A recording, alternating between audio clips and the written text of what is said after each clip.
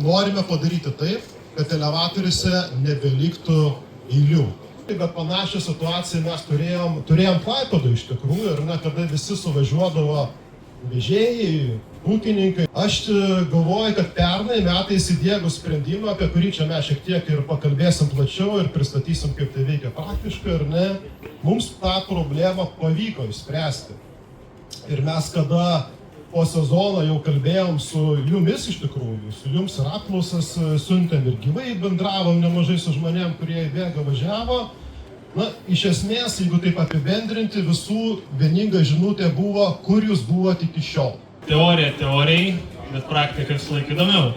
Galite planuotis iš anksto onlainu, internetu.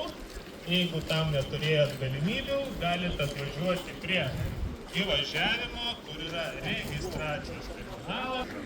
Visa informacija bus rodoma pagrindinė švieslentėje, kurią matote jums iš dešinės, valstybinis numeris ir kokį veiksmą jums reikia atlikti. Bus nuskanuojami valstybiniai numeriai, tiek priekiniai, tiek ir galiniai jūsų priekabų.